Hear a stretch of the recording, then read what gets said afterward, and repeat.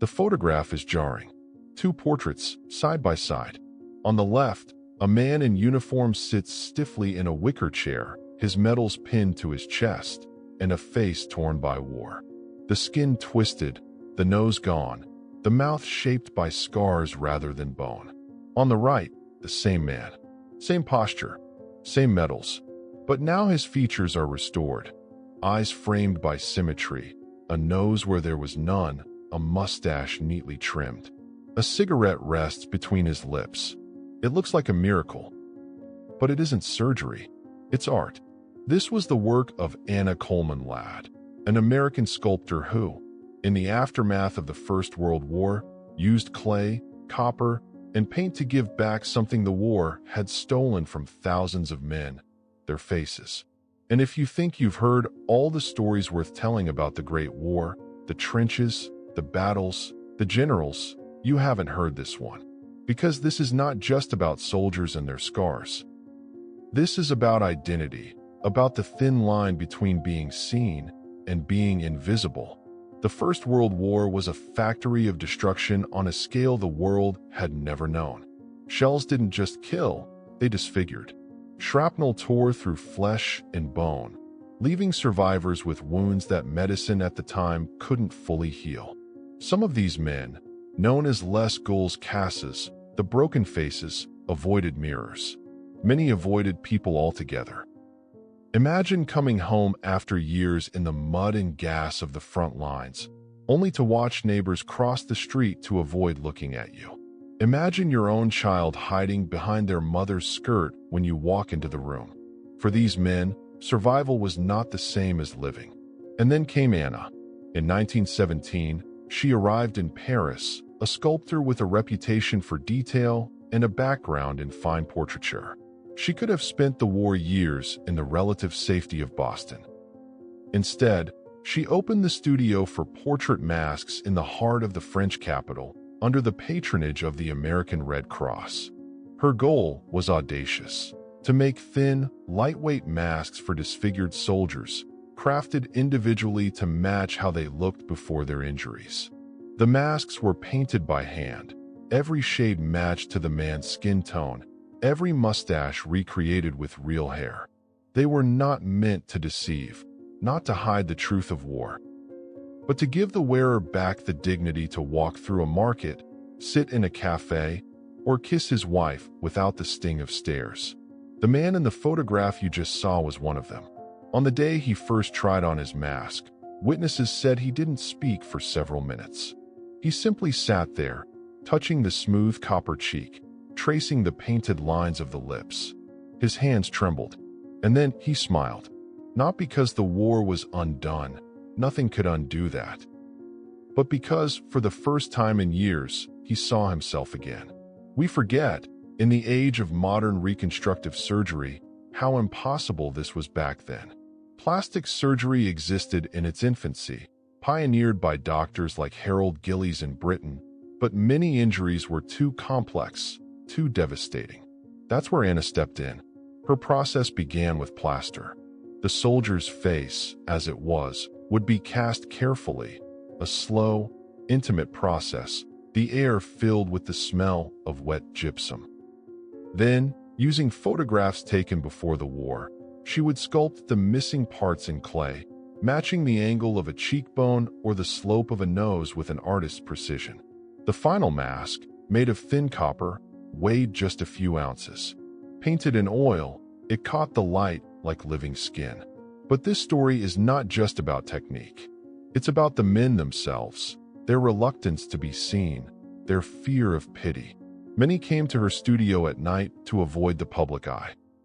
Some wore scarves or pulled down hats until the mask was ready, avoiding even their own reflections. And here's where the heart of this story begins to reveal itself. Anna's masks did not just restore faces. They restored the ability to participate in life. One man returned to work in a shop. Another married his fiancée, who had stayed with him through years of absence and injury. Children stopped crying when their fathers came home. Of course, not every ending was happy. Some men found the masks unsettling, a reminder of what they had lost. Some kept them in boxes, wearing them only for formal occasions. And all of them carried the invisible wounds that no copper mask could cover. The nightmares, the survivor's guilt, the memories of gas and gunfire. But still, Anna's work mattered. It mattered because it acknowledged that survival alone was not enough, that living with dignity was worth fighting for, even after the fighting was over. In this video, we are going to step into that world, the shattered wards of wartime hospitals, the quiet hum of Anna's Paris studio, the moment a man holds his own face, in his hands. We'll see how art became medicine, how copper and paint became as vital as scalpel and suture. And we'll explore what it meant, in an age obsessed with honor and masculinity, for a soldier to reclaim not just his life, but his identity.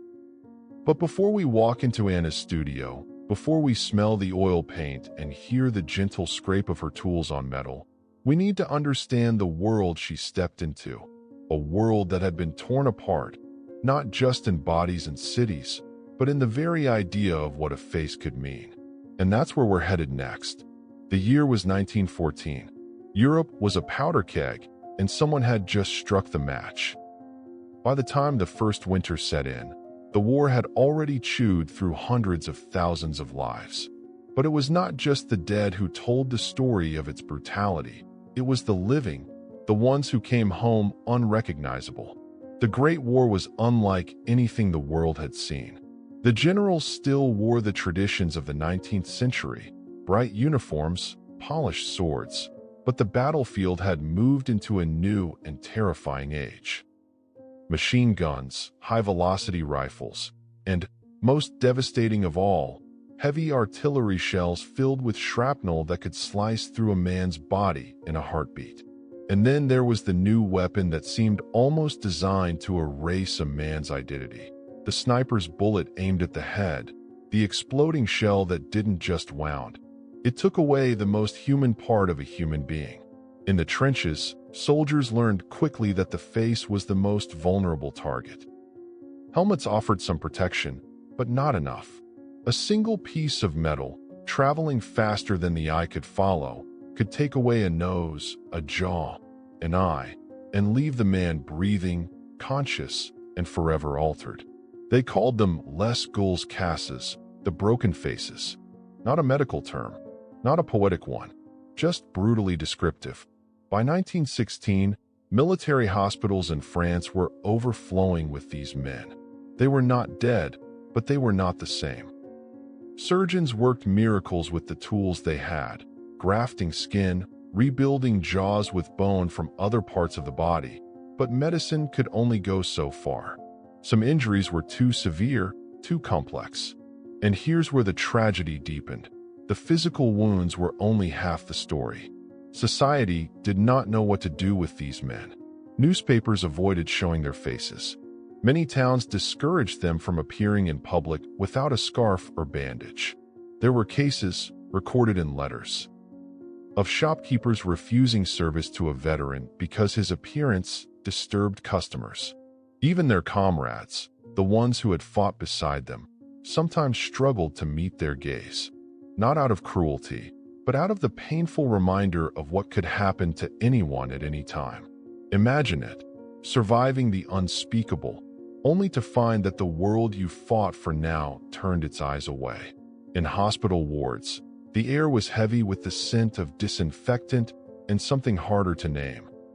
A silence, punctuated by the shuffle of nurses' shoes and the occasional muffled sob of a man holding a letter from home. Some covered their faces even from each other, pulling blankets over their heads when visitors came. One nurse later wrote, "They feared mirrors more than they feared pain." It was here, in this world of half-seen faces and stolen identities, that a quiet revolution was beginning, though no one yet knew it. Across the Channel in Britain, a pioneering surgeon named Harold Gillies was developing new techniques in plastic surgery. Skin grafts, bone reconstruction, slow, painful procedures that could take months or years. But even Gillies' skill had limits. Some injuries were beyond the reach of scalpels. And that's where another idea, a radical, almost artistic one, would take root. If you couldn't fully restore the flesh, perhaps you could restore the image. The concept wasn't entirely new. During the war, a few British artists had begun experimenting with facial prosthetics made from thin metals, sculpted to resemble the missing features.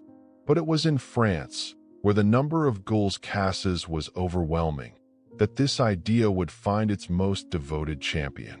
By 1917, Paris was both a city at war and a city of contradictions. Just a few miles away, the front lines devoured men by the thousands. In the city itself, cafes still served coffee, artists still painted, music still drifted through open windows.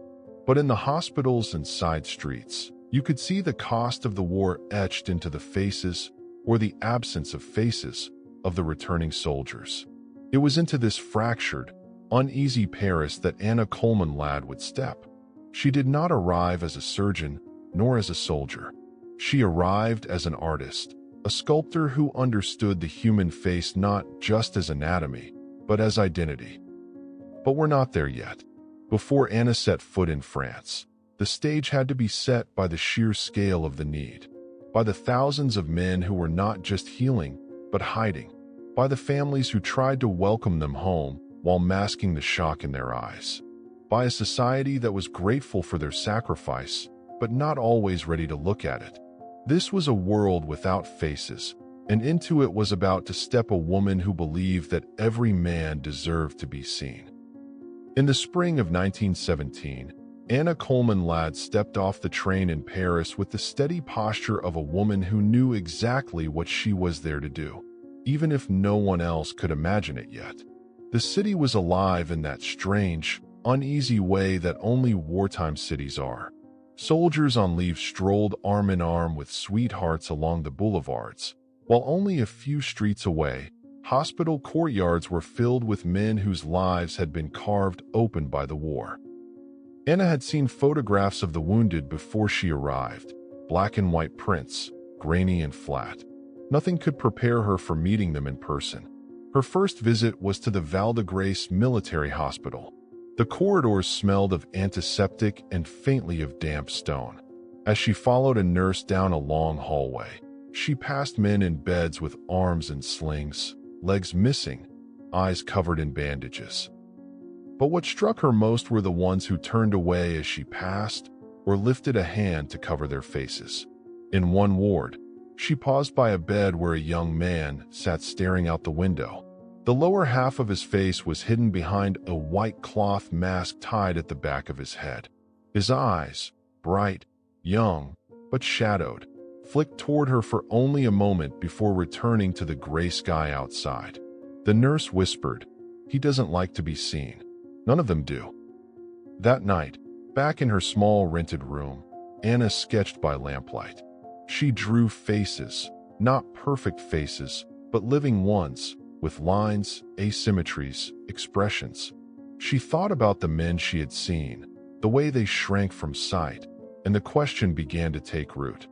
What if I could give them back their faces? Anna was not new to sculpture. In Boston, she had earned a reputation for her finely detailed portrait busts.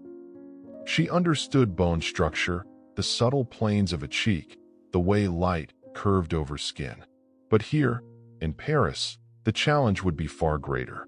She would not be sculpting from life. She would be rebuilding from memory, from photographs taken before the war. Within weeks, with the support of the American Red Cross, she secured a small studio space near the Boulevard Raspail. The walls were bare, the windows high. The air smelled faintly of plaster dust and linseed oil. In the center, a sturdy wooden work table stood waiting. This was where she would perform her quiet, patient miracles. She began visiting hospitals daily, speaking with surgeons and nurses, earning the trust of the wounded. Some were skeptical. A mask, after all, could not restore lost sensation, could not chew food, could not kiss. But others, those who had been hiding for years, saw a glimmer of possibility. The process began with plaster. Anna would gently coat the soldier's face with petroleum jelly, then pressed strips of plaster-soaked cloth against his skin, layer by layer, until it formed a mold. The work required intimacy, standing close, looking directly at what others avoided. She never flinched. Not once. When the mold set, it was removed carefully, revealing a negative impression of the man's face. In her studio, Anna would use this to create a positive cast, the base upon which she would rebuild. She studied photographs taken before the war, searching for the tilt of a nose, the arch of an eyebrow, the width of a jaw.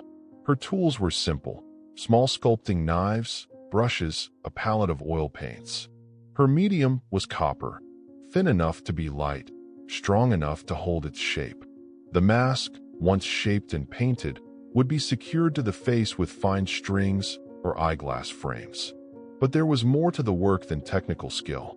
Anna had to capture the person, not just the features. A slight lift at the corner of the mouth to suggest humor.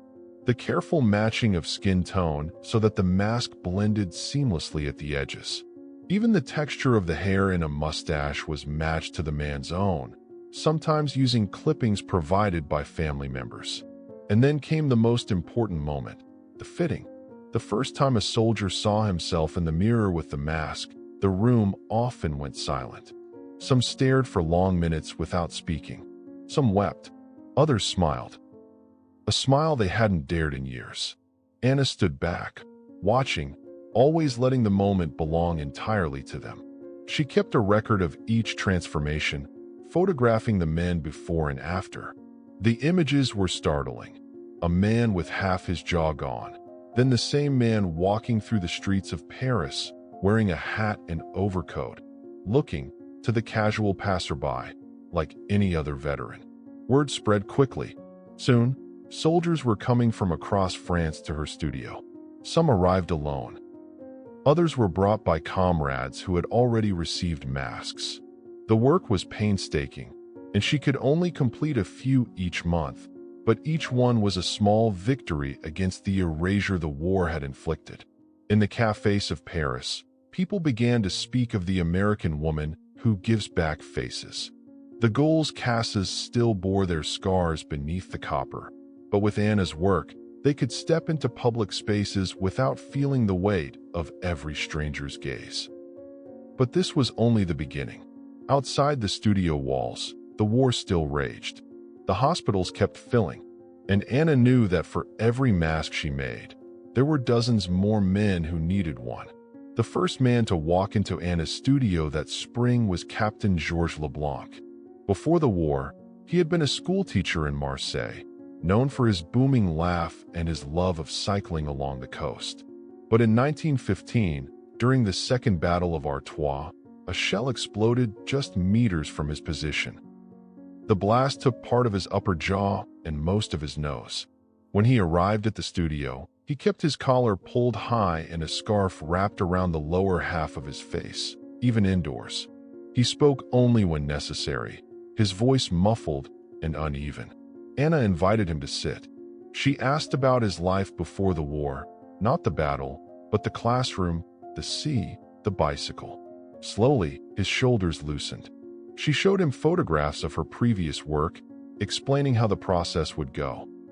He nodded but did not remove the scarf until the moment came to make the plaster mold. The casting was quiet. She worked with gentle hands, as if the act itself were a form of respect. When the mold was done, Georges touched it lightly with his fingertips, as if holding a strange reflection of himself. 3 weeks later, he returned for the fitting. The mask was painted to match his skin tone exactly, with a mustache made from real hair. When she tied it into place, Georges turned to the mirror. His eyes widened. He reached up, touched the copper cheek, then the bridge of the recreated nose. And then, a sound that startled them both, he laughed. A deep, rolling laugh that filled the room. "Now," he said, "I can teach again." The second was Private Henri Marchand. He was only 19 when he was wounded at Verdun. A sniper's bullet had shattered his left cheekbone and taken his eye. The surgeons saved his life, but the left side of his face collapsed inward, leaving a hollow where the cheek should have been. When Henri entered the studio, he kept his gaze fixed on the floor. Anna noticed his hands. The knuckles were white from how tightly he clenched them. She asked if he had a photograph from before the war. He hesitated, then pulled a small, creased photo from his coat. It showed a boy, because that's what he had been. Smiling awkwardly at the camera in a soccer uniform. She studied the photo for a long time. Then she looked at Henri and said, "We'll bring him back." The mask she made for him was anchored with a thin wire that looped around his ear and attached to his eyeglass frame. She painted the skin tones with painstaking detail, even adding the faint shadow of a dimple visible in the old photograph. When Henri saw himself, he didn't smile. Not at first. He just stared.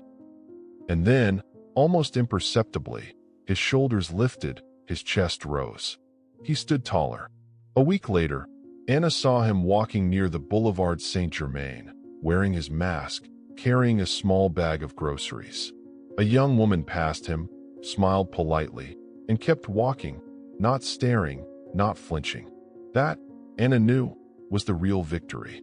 The third was Sergeant Émile Dubois. Émile had been a railway engineer before the war, his hands skilled at precision work. In 1916, a German mortar hit near his position. Shrapnel tore across his face, removing most of his lower jaw. Eating became a daily battle. Speaking was almost impossible. When Émile came to Anna, he refused to let her take his photograph without the mask she would make. "No one needs to remember me like this," he said. His mask required the most delicate work Anna had done yet. She had to design it to fit over the surgical support that allowed him to eat. The jawline had to align perfectly, the lips sculpted to match the curve of his surviving features. When the mask was finally ready, Émile placed it on himself, adjusting it with practiced precision, like a craftsman at work. He turned to the mirror and gave a slow nod. "This," he said quietly, "is enough." Months later, Anna received a letter from him. He had returned to work on the railways. "No one asks anymore," the letter read. "They just greet me like before." Each man's story was different, but the pattern was the same. The mask was not about vanity. It was about rejoining the world. It was about being able to walk into a shop without causing a child to cry. It was about sitting in a cafe without feeling the weight of every stranger's stare. For Anna, these moments were as important as any medal, any official recognition. She knew the masks would wear out over time, that the copper would tarnish, that the paint would fade. But the dignity they restored, even temporarily, was worth every hour she spent at her work table. And yet, for all the successes, there were stories she couldn't save. One man, whose injuries were too severe for a mask to sit comfortably, left her studio in silence. Another never returned for his fitting, the weight of his trauma keeping him from even trying. Anna learned to carry those losses quietly, channeling them into the next piece, the next soldier, the next chance. But as her reputation grew, so did the demand. And soon she faced an impossible reality. The war was not slowing down, and the number of goals cases was growing faster than she could ever hope to keep up with. By the summer of 1918, the war had reached its bloodiest pitch. And so had Anna's workload. Her studio, once a quiet space filled with the smell of plaster and oil paint, now had a line at the door almost every day. Soldiers arrived from all over France, some traveling for days by train, guided only by rumors. "There's a woman in Paris who can give you your face back." The first time Anna saw the line stretch down the block, she froze in the doorway. Dozens of men waited, scarves pulled high, hats brimmed low, some wearing crude tin masks issued by the army. A few leaned on canes. Others stood alone, hands shoved deep into pockets. None of them spoke much. Inside, the work never stopped. She began at dawn, mixing plaster for new casts, meeting new patients, painting in the bright hours when the light through the high windows was clean and true. In the evenings, she would file, polish, and shape copper sheets into the contours of cheekbones, brows, and jaws. Sometimes she worked by lamplight until her eyes blurred. The emotional weight was harder than the physical exhaustion. Each man carried not just a wound, but a story, and they told them to her, often for the first time. She heard about the shell that came out of nowhere, the gas that burned skin from bone, the friend who didn't make it. Some spoke through clenched teeth, their words stiff around scars. Others broke down mid-sentence, the weight of years in the trenches crashing over them. Anna listened, always. She knew that for many of these men, she was the first person in years to look directly at their faces without flinching. But it was taking its toll. At night, she dreamed of faces, half-formed, faceless, or shattered. She woke with the coppery smell of her work still in her nose. Some mornings, she felt an ache deep in her chest before she even stepped into the studio, knowing that behind the door would be another line, another day of trying to do the impossible. Keep up with the damage of a world at war. The pressure was not just emotional, it was logistical. Supplies of copper and high-quality oil paints were harder to come by, as the war effort consumed nearly every resource. She sometimes had to trade favors or wait weeks for a shipment. There were days when she had to tell a soldier that his mask would take months, not weeks. She hated those conversations most of all, and yet, she refused to rush the work. Every mask had to be right. It wasn't about perfection. No mask could make a man exactly as he was, but about truth.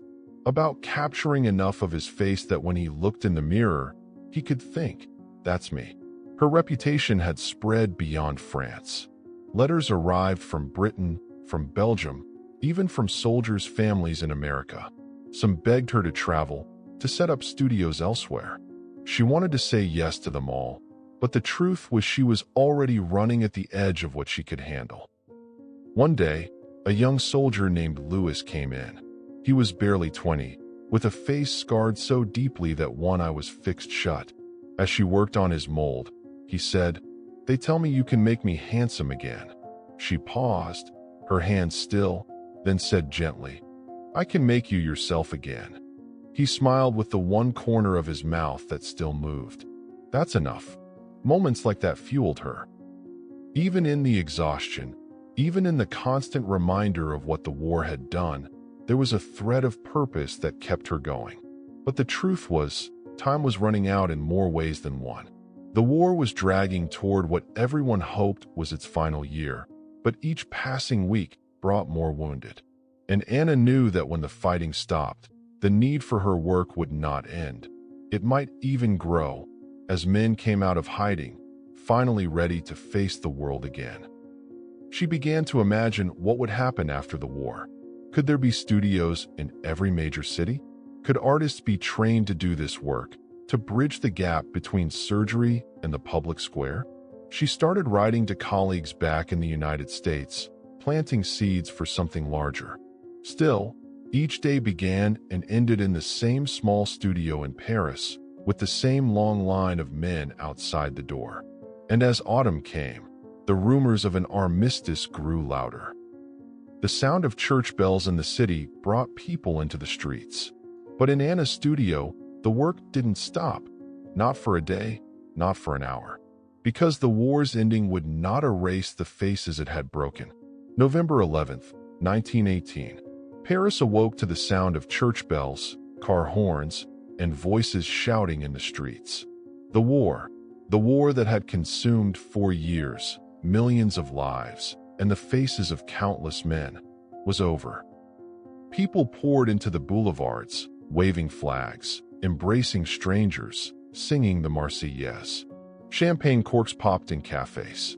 Soldiers kissed women they'd never met. The city that had lived in the shadow of artillery fire and casualty lists finally breathed again. In the middle of the celebration, Anna stood in the doorway of her studio, watching the crowds. She wanted to feel the same joy. But behind her, in the dim light of the workroom, 3 unfinished masks sat on the table. Silent reminders that for many, the war would never truly be over. The very next day, the line at her door was longer than ever. Some of the men had been hiding for years. waiting for the fighting to stop before they dared seek help.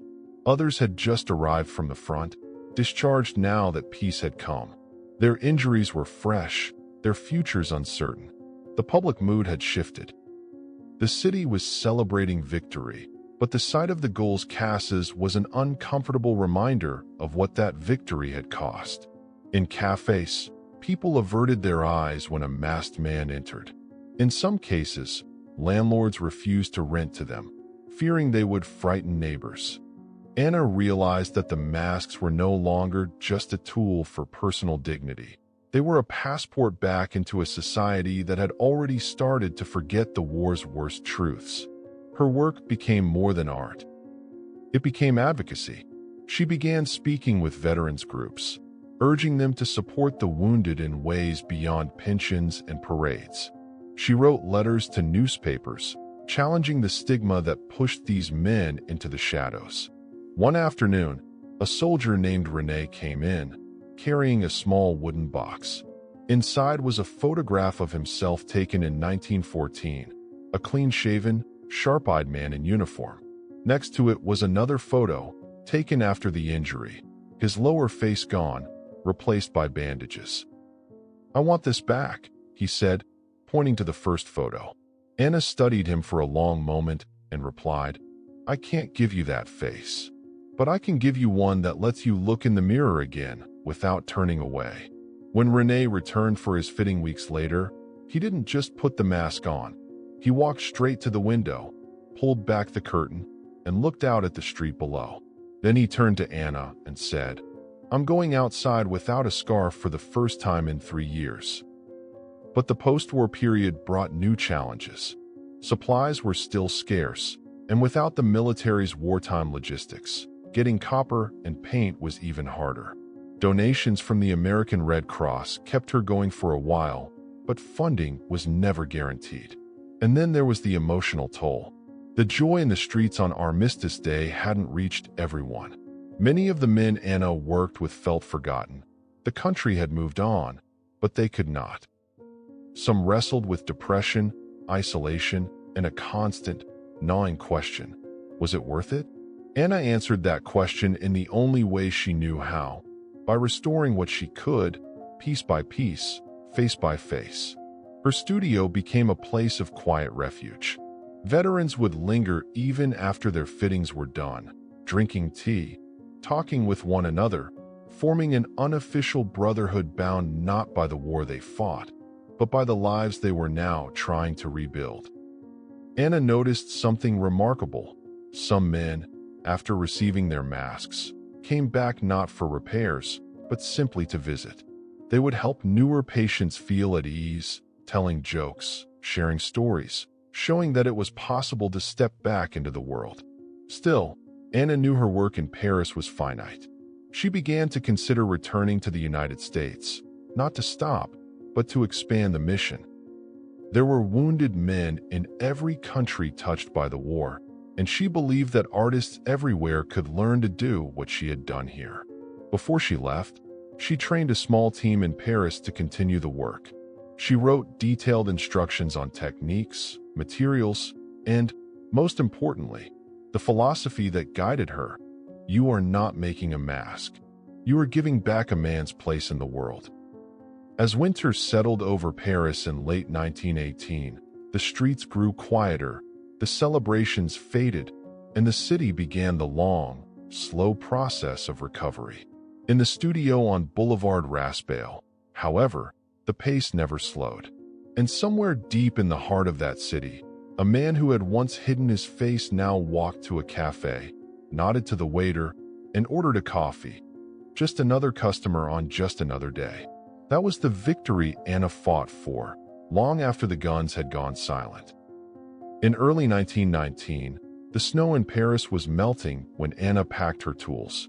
The chisels, the fine brushes, the carefully folded sketches, all went into wooden crates marked fragile. But what she carried most heavily were the memories, the quiet nods of gratitude, the cautious first smiles, the sound of laughter returning to men who thought they'd lost it forever. Her work in France wasn't ending. She had trained others to continue it, leaving behind a studio that would keep shaping copper and painting skin tones long after she was gone. But now, her journey was pulling her back to the United States. The Atlantic crossing was long and cold. Anna spent the voyage staring at the gray horizon, thinking of the men she had left behind and of the ones she had yet to meet. She knew that thousands of American soldiers were returning home with injuries the public had never seen. The photographs in newspapers showed the triumph of the homecoming parades, not the hidden cost written on the faces of those who stepped off the ships under scarves and bandages. When she arrived in Boston, the harbor was alive with activity. Families waved from the docks, welcoming back the last troop ships. But for every soldier embraced in public, there were others who slipped quietly into the city, avoiding crowds, fearful of the stares. Anna set up her new workshop in a modest brick building downtown. The space smelled of salt air from the harbor, mixed with the familiar scent of oil paint and plaster. She wrote letters to veterans' hospitals, offering her services, and soon the first patients began to arrive. The stories were heartbreakingly similar to the ones she had heard in France. Private Charles Whitman had been hit by shrapnel near the Argonne Forest, losing most of his left cheek. He hadn't been photographed since. "I just don't want to scare my nieces," he told her. Corporal James Turner, who had been a high school track star before the war, now wore a scarf year-round to hide the damage from a sniper's bullet that tore through his jaw. In America, the stigma was no softer than in France. In some ways, it was worse. The war had been fought an ocean away, and for many civilians, the realities of the front were abstract. The maimed faces of returning soldiers didn't fit into the neat, heroic narrative of victory. Anna approached each man with the same process she had honed in Paris: the plaster mold, the copper shaping, the delicate painting. But here, she began to experiment more. She tried new fastening systems to make the masks easier to wear for long periods. She refined her painting techniques, blending tones with almost imperceptible variation so the masks could withstand closer scrutiny. One day, a young veteran named Samuel Lewis came in, his head lowered, hands in pockets.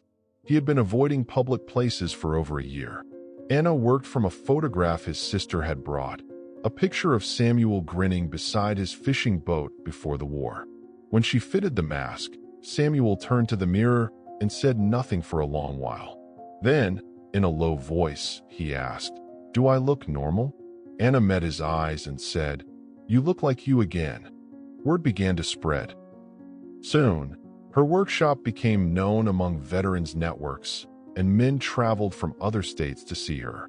Local newspapers ran short pieces about her work, though the photographs they published never showed the full extent of her patients' injuries, a silent agreement to protect their privacy. But as in France, the emotional toll was immense. The more men she helped, the more she became aware of the thousands she could not reach. She began advocating for government support, proposing that mask-making workshops be established in major cities. She also reached out to fellow artists, holding small demonstrations in her studio. She showed them how to sculpt a face not as an ideal, but as a restoration, a bridge between who a man had been and who he could still be. Some artists found the work too heavy, the proximity to suffering too much to bear. But others stayed, learning from her, ready to take the skill into their own communities. One cold afternoon, Anna received a letter from Paris. It was from Captain Georges Leblanc, one of her first patients. He wrote in careful English, "I walk every day now without fear. Sometimes I forget I am wearing the mask, and that, I think, is the greatest gift you have given me." She read the letter twice, then placed it in a small box where she kept notes, photographs, and small mementos from her patients. That box, more than any award or recognition, was her measure of success. Yet, she knew there was still work to be done, work that went beyond the individual masks. If the world could forget so quickly what war did to its soldiers, it could just as easily forget to protect the peace. Anna began speaking publicly, giving talks at veterans organizations, art societies, and women's clubs. She spoke not just of the technical process, but of the humanity behind it. She told the stories of the men, never their names without permission, but always their courage. And slowly, something began to change. People started to see the masks not as disguises, but as symbols of resilience. By 1920, Anna had become more than a sculptor. She was a bridge between war and peace, between hiding and being seen, between the face the world expected and the one a man could live with. Her journey was far from over, but she had already proven one thing. Even in the aftermath of humanity's darkest hours, there was room for restoration, for dignity, for art that healed as much as it created. By the early 1920s, Anna's name had quietly become known in two very different worlds. The artistic circles of sculptors and painters, and the close-knit network of veterans who spoke of her work in hushed, grateful tones. She had never sought fame. In fact, she often turned down interviews that wanted before and after photographs for dramatic effect. She believed those images risked turning human suffering into spectacle. But while the public saw only glimpses of her work, within professional circles her influence was spreading fast. Plastic surgeons began to take note. Many of them had been experimenting with surgical reconstruction during the war, often with limited results given the medical technology of the time. Anna's masks, painstakingly painted, fitted with millimeter precision, offered an alternative for cases where surgery could not restore both function and appearance. Doctors visited her studio to study her methods. They were struck not just by the artistry, but by the empathy woven into every step of the process. She told them, "You're not just fixing a face, you're helping a man see himself again." That philosophy began to ripple outward. A surgeon in New York adapted Anna's approach into his post-operative care, ensuring that patients had cosmetic solutions alongside functional repairs. In Philadelphia, a young medical student who had read about her work decided to specialize in maxillofacial surgery, citing her as an inspiration. Beyond medicine, Anna's work began influencing the art world. At the School of the Museum of Fine Arts in Boston, she gave guest lectures, showing slides of her process and explaining how portraiture could serve purposes far beyond gallery walls. She spoke about proportion, shading, and texture, but always returned to the central idea that art could be as vital to the soul as medicine was to the body.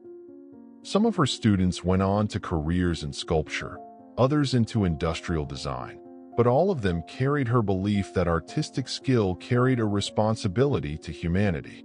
In one particularly moving lecture, she told the story of Sergeant Émile Dubois from Paris, how the mask had not been about vanity, but about giving him the freedom to walk into a cafe without being treated as a curiosity. The room had been silent, students leaning forward in their seats. When she finished, several came up to tell her they had never thought of art as something that could save a life. Her work also began to shape public perception. The American Red Cross featured her in a small exhibit about post-war recovery, displaying some of the tools she used in photographs of masks, with the wearer's permission. The display traveled to cities across the country, often surprising visitors who had never considered what happened to soldiers after the parades ended. In Boston, a journalist wrote that Anna's masks do not erase the scars of war, but they build a bridge between the soldier and the society that must learn to welcome him home. That bridge became her quiet mission. She continued to lobby for permanent veteran support, arguing that emotional recovery was as essential as physical rehabilitation. Her letters to government officials were persistent, sometimes blunt, always compassionate.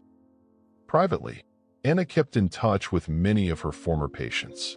She received holiday cards, wedding announcements, even photographs of children from men she had once met in her studio, scarves wound tight around their faces. One card from a veteran named Henri simply read, "You gave me back more than a face." You gave me the courage to meet my wife." She kept those messages in the same wooden box she had started in Paris. By now, it was overflowing. But Anna also knew that time was passing, and her own hands could not create masks forever. She began training a handful of apprentices in the United States, just as she had in France.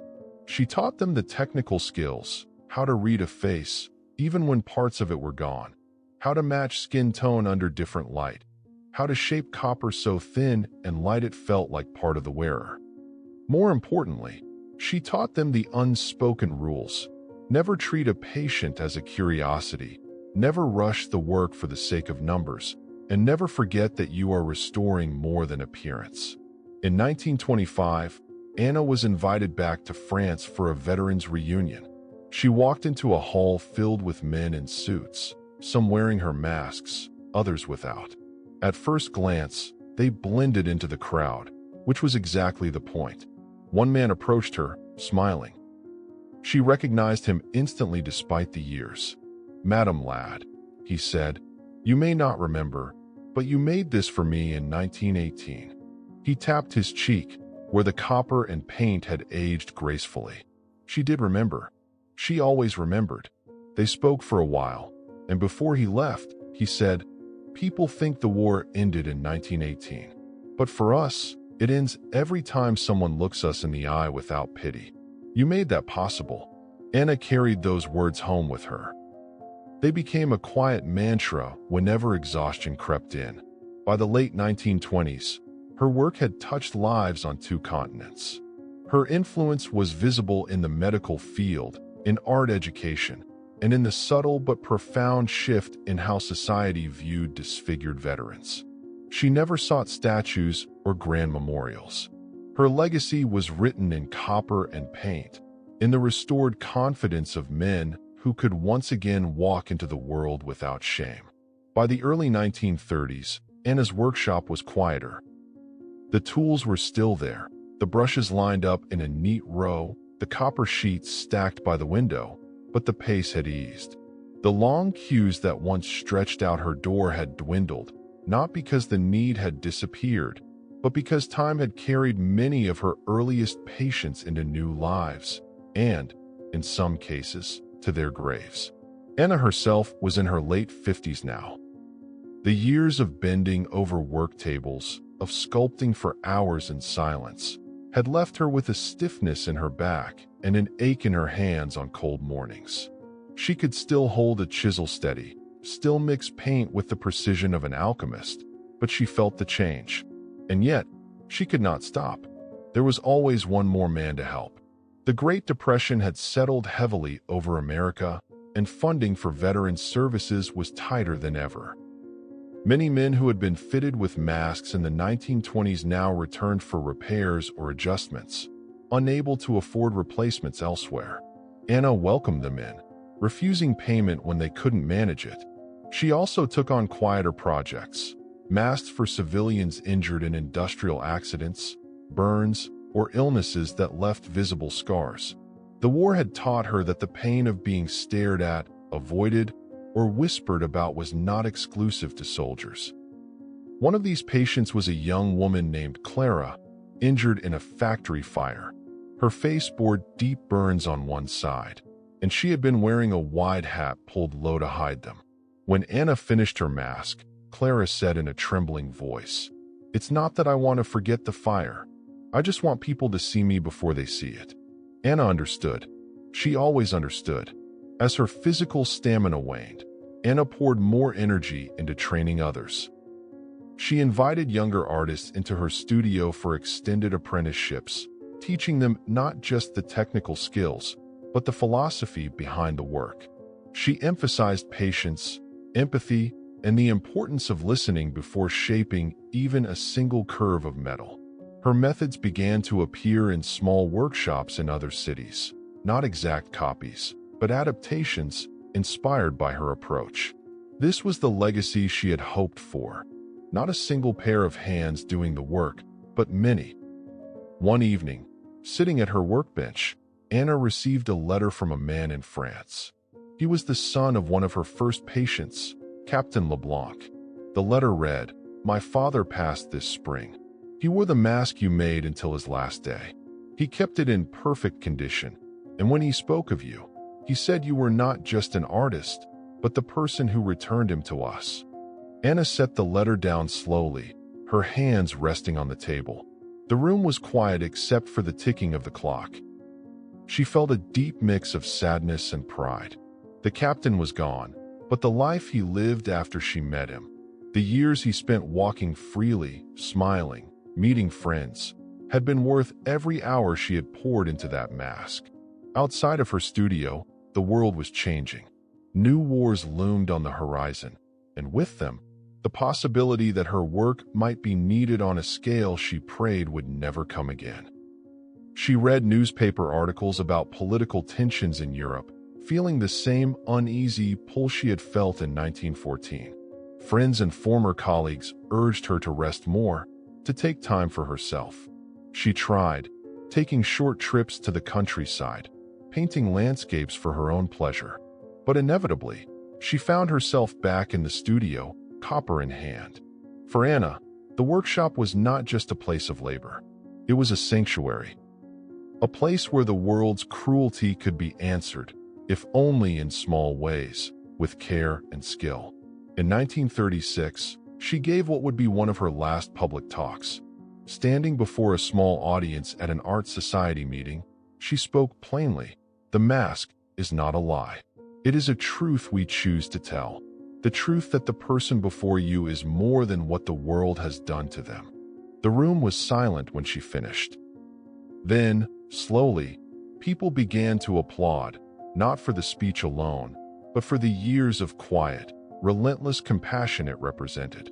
By the end of the decade, Anna was working less often, but her influence was everywhere, in the veterans who still wore her masks, in the apprentices carrying her methods forward, and in the slow but growing understanding that dignity was as important to healing as any medicine.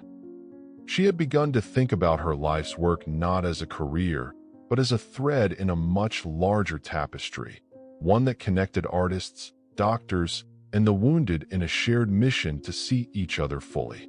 The winter of 1939 arrived with a quiet heaviness. Anna Coleman Ladd was now in her early 60s, her hair streaked with silver, her movements slower but still deliberate. The studio had become a gentler place.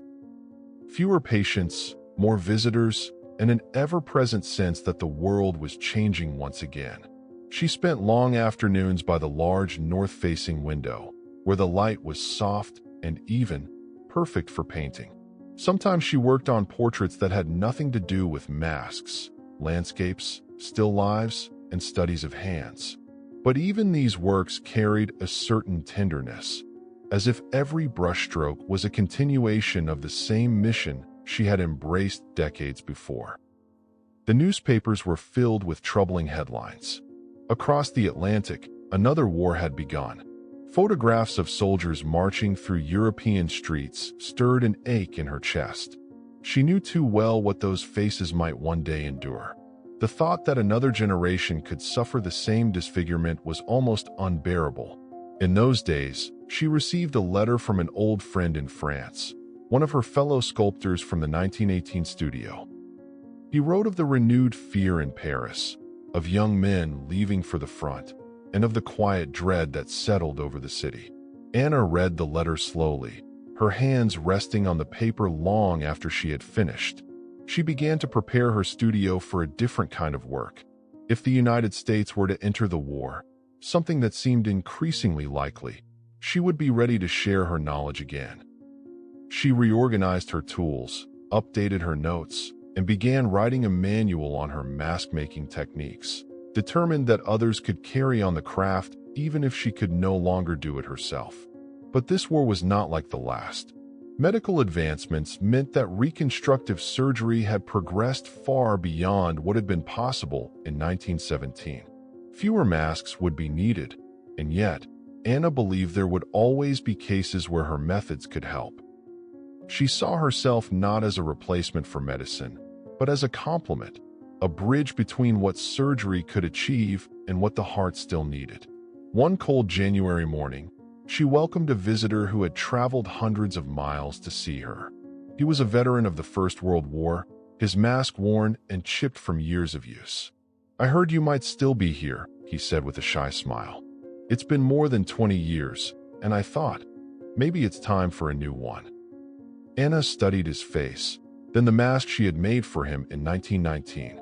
Time had aged them both, but the craftsmanship had held. She took the mask in her hands as if it were a rare artifact, which, in a way, it was. "We'll make it better this time," she promised. For the next several weeks, she worked with the same dedication as she had in her youth. Her hands were slower, but her eye was sharper than ever. When she fitted the new mask, the man looked in the mirror and chuckled softly. "It's like meeting myself all over again," he said. Moments like that kept her working, even as her energy waned. She knew she was part of something larger, not a movement with banners and speeches, but a quiet revolution in the way the wounded could return to the world. As the 1940s unfolded, Anna found herself spending more time reflecting on the path she had walked. From the cobbled streets of Paris to the brick workshop in Boston, from the first hesitant mold she had ever made to the hundreds of masks that followed, every step had been guided by a simple belief: that no person should be defined by the worst thing that had happened to them. She kept the wooden box of letters and photographs close by. Sometimes she would open it, reading the words of gratitude from soldiers, wives, children, voices from across decades and continents. They were a chorus of lives touched, each one a reminder that her work had mattered. Her health began to decline in the mid-1940s. The long hours, the physical strain, and the weight of years had taken their toll. But she remained mentally sharp, her memory vivid, her humor intact. Friends visited often, bringing flowers, books, and news from the outside world. On quiet evenings, she would sit in her favorite chair, the light of the setting sun casting warm gold across the room, and she would think about the men who had walked into her studio with eyes downcast and left with their chins lifted just a little higher. She knew she would never see all of them again, but she carried them with her. Every face, every story, every moment when a mirror reflected not just a mask, but a restored sense of self. Her final years were peaceful. She did not seek recognition, though some came anyway: letters from museums, mentions in veterans' newsletters, a few short articles that called her the artist who gave faces back.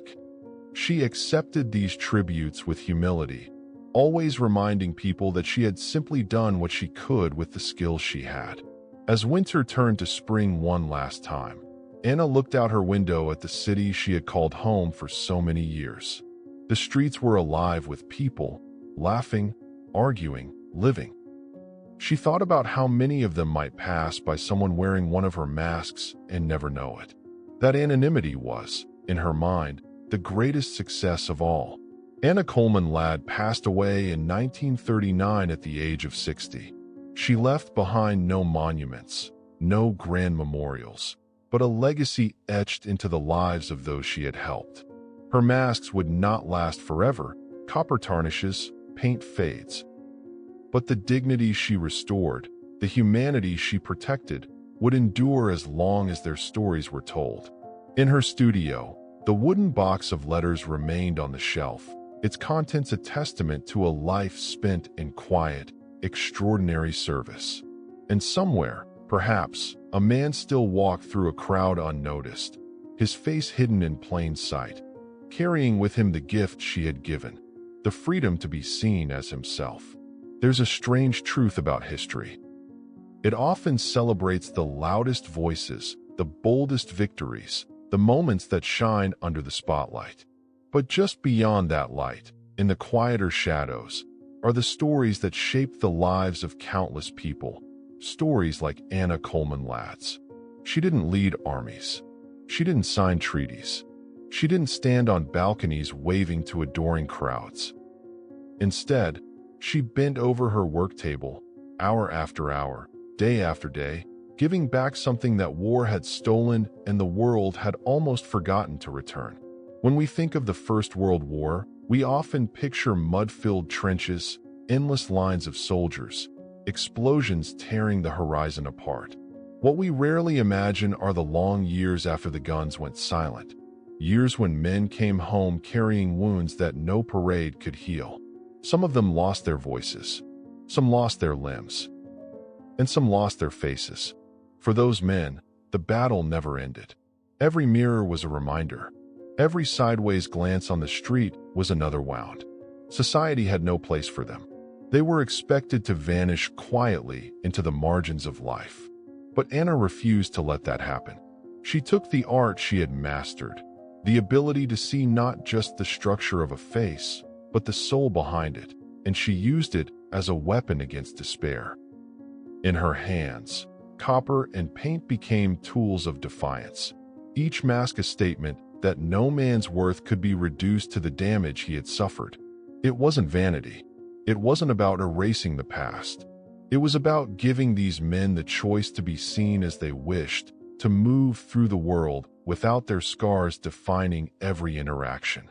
In the quiet of her studio, Anna Coleman Ladd was waging her own war, not against a nation, but against the cruelty of forgetting. And she was winning. Today, few of her masks survive. Time has worn them down, scattered them into museum collections and private archives. Some sit behind glass, where visitors peer at them with curiosity, perhaps never fully grasping the courage it took to wear one. But even if the copper is tarnished, the real legacy remains in the invisible. In the moments when a man could sit across from a friend in a cafe without feeling the weight of pity. In the ease of conversation when someone could laugh without worrying how their expression might be received. In the return of a simple, ordinary dignity, the kind most of us never have to think about. These are the victories history doesn't always record, but they are victories all the same. Think about this.